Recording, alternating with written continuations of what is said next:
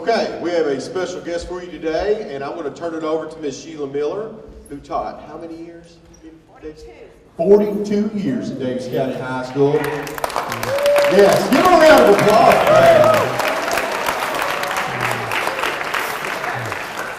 All right, most of you have seen her. She comes back here and subs all the time. But she's going to introduce a guest to you, a former student here. Make sure that you pay close attention and give them your undivided attention. Thank you. Thanks, Mr. Mason, and it's always wonderful to be with you because I bleed red and white all the time. I spend a lot of time over there. So I'm also a member of the Davis County Public Schools Foundation, and we do a lot of things with various schools in the area, in the school system, and some things that we've done for your school most recently. You've probably enjoyed the coffee cart, and you've been on some of the trips to visit the colleges and universities. So there are a myriad of other things that we've done, but those are just a few of the many. But we want to support the students and staff at every school, specifically here, and I adopted you because you're my favorite place to be. Today we're here to honor Dr. Rob Hamilton. Dr. Hamilton was one of our recipients of the Davis County Public Schools Distinguished Alumni in August. Dr. Greg Anthony, a graduate of Apollo, spoke to the seniors there, and Dr. Hamilton is here today to speak to you. Dr. Hamilton is well known, and you may have been to his business and had your eyes checked or have a nice pair of glasses like I have on. But nevertheless, he's a graduate of your school in 1989. He graduated from here, went on to UK, and then transferred later to IU, where he graduated in the field of optometry. He's a great supporter of all the schools, especially Davis County High, his alma mater. He's married to this lovely wife, Casey, right here, and they have two wonderful children, Addison and Jack, right? Good. All right, without further talk from me, I'd like to present to you a very distinguished graduate of Davis County High School, Dr. Rob Hamilton.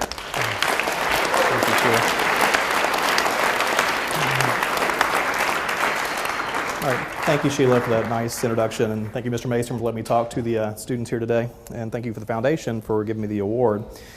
You guys are probably looking at me saying, who is this old guy, and why is he up there in front of us? Because I probably would have thought the same thing whenever I was back here, in the 80s. But I've been asked to kind of give you guys, hopefully, a little bit of wisdom on how to be successful in life. So, for my 2 cents, we'll kind of kick it in. First of all, I want to give you a little background into my background. Let's take you back to the late 1980s for Davis County High, so you can kind of see what it's like. So back then, girls had clothes that had shoulder pads on them, and we'll get the first slide. And the hairstyles looked more like that, really big hair on girls. Okay, really, really big hair. But guys, we weren't really much better off, because if you look at the next one, that's what the guys were wearing back then. Okay, so not very pretty. As far as other stuff, music back then, we had, metal bands. We had Def Leppard, we had Motley Crue, for those who like that. You also had the beginning of the grunge movement with Seattle, with Nirvana, and rap and hip hop were starting to take off. So music was pretty good, but the fashions really not so much. But anyway, back then I was still a baby-faced little kid. Didn't really have any gray hair yet. Got a lot more gray now. And there's a couple of people I want to show you here you guys might recognize. We'll go up to the next one. These are one of my classmates. Anybody know who that is?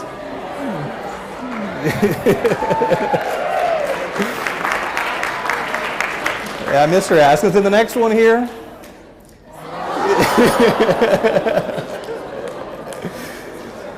Actually, Mr. Blue and I go way back. If we go back to when we were little kids, whenever his dad, the next one, was our T-ball coach. And so if you look in the far left in the back row, that would be Lance. And then I'm in the middle in the back row. But life kind of goes full circle, because a couple years ago, Mr. Blue was the coach of my kids' T-ball team with his son also. So it's kind of interesting how that stuff works. Back when I was a student here at Davis County, if you had asked, my teachers, who do you think in this class is going to be the distinguished alumni in 25 years? I wouldn't have made anybody's short list at all. Because when I first came here, I didn't get off to a very good start. I was a new kid at a big school, didn't really know anybody.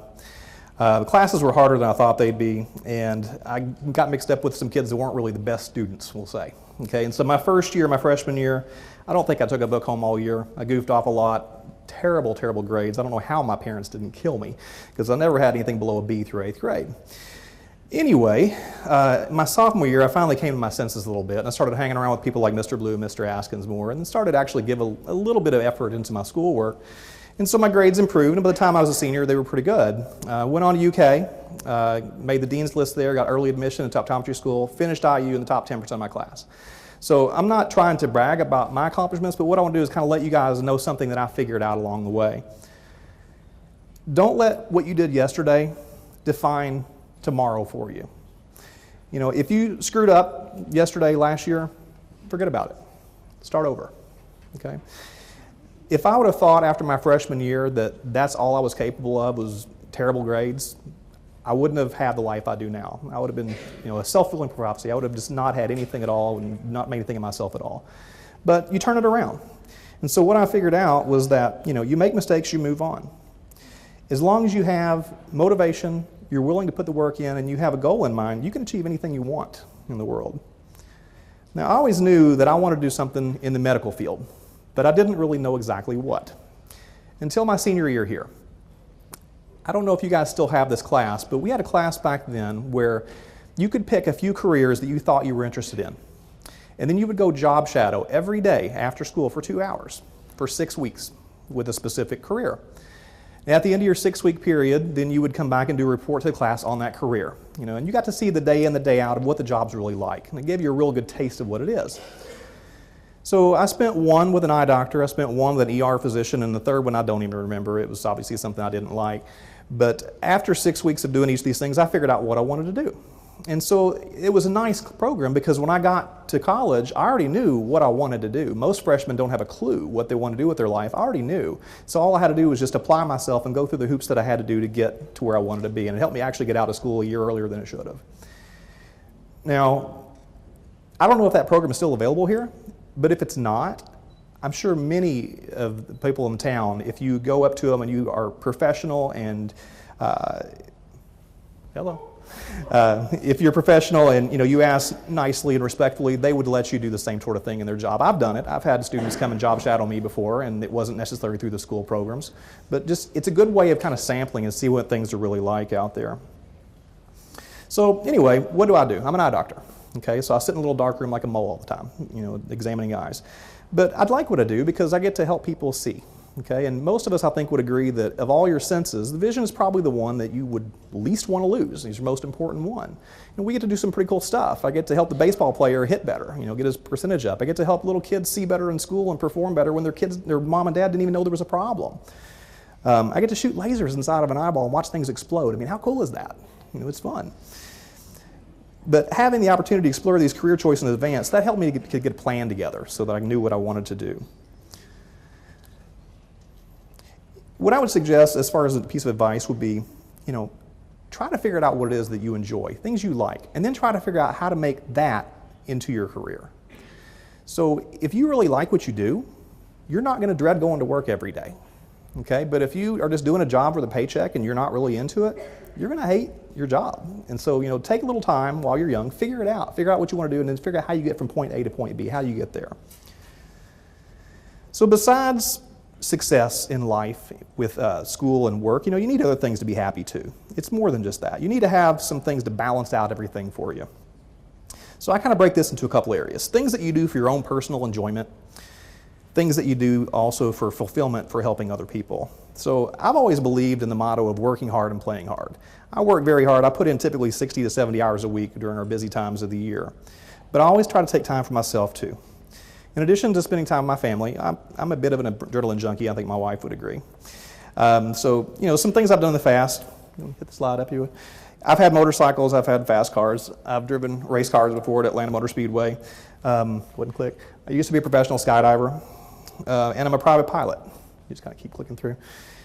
But these are things I do for fun, and the reason I do these is because it keeps you sane. If you find something you like and you just do it as a way of just getting away from your day-to-day thing. But in addition to that, you also have to do something to kind of give back to your community. And so Some of the enjoyment I've had has been helping others. Like, for example, I had the opportunity a few years ago to go to remote villages in Guatemala, and that's where this little guy is at. You can kind of scroll through the next couple here. Down there, you have people that have absolutely nothing, and we were able to give them the ability to see, because they don't have glasses or anything like that down there. And it was the coolest thing I've probably ever done. For the last 8 years, we've also gone to the elementary schools, and we check the third graders, all the vision of all the third graders in 6 different elementary schools in town. So every year we check about 400 to 500 kids.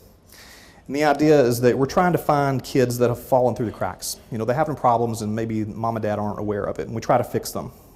This is just the way we found to kind of use our talents. But everybody here has got special talents and abilities. And everybody here can do something to help your community. You just have to think about what it is that you're good at and how you can apply that to help out. I mean, it might be volunteering through your local church or a local service organization, or even coaching a t-ball team, like Mr. Blue. It doesn't matter what you do. You just got to find something that you can do to help out your community. So that's my 2 cents in success in life. Don't let your past define what you're going to do tomorrow.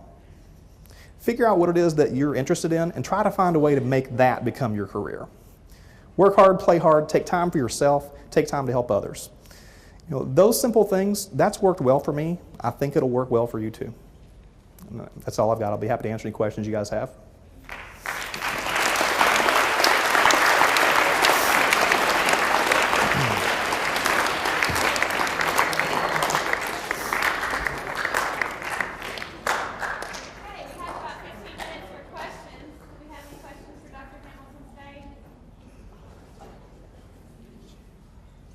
You want to know stories about Mr. Blue when he was younger?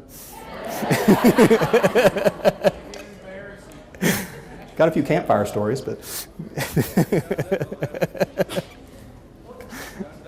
yes. What was your most favorite class when you were at IU? My most favorite class at IU, gross anatomy. The very first class they put you in when you go into med school, dental school, optometry school, any of those programs. You walk in on the first day, there's 5 cadavers on the table in front of you. They hand you a scalpel, and they say, today we're going to dissect this. And you just start cutting. They throw you into the wolves because they want to get it out of your system quickly as far as any apprehension or fear that you may have. But it's actually the most fun class I ever had. Learned more in that class than anything else I ever took. Now in our program, it sounds gruesome, but we worked neck down for the first half of the semester. Then we removed their heads and dissected the head for the second half of the semester. But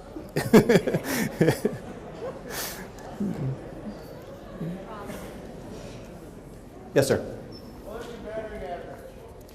What is my batting average? Terrible. I stopped playing baseball after Little League because I was not that good.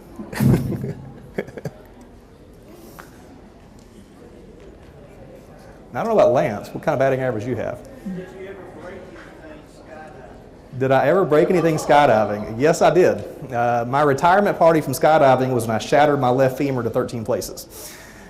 Had a bad landing. I hit the ground really, really fast. That was the problem.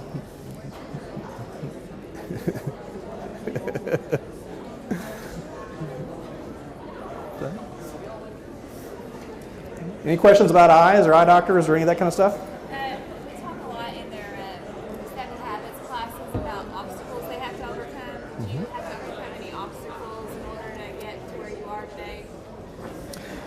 Did I have to overcome any obstacles to get... The question is, do I have to overcome any obstacles to get to where I am today?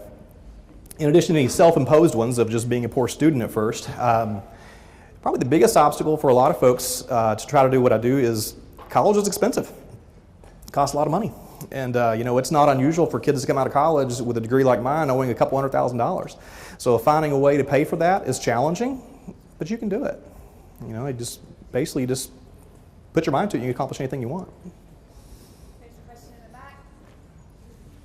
Yes, ma'am. Why eyes?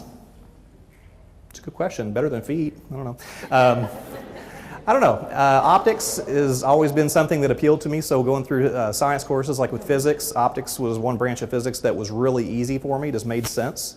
And so this is kind of a combination of optics from physics and biology, which is just right up my alley. Any other questions?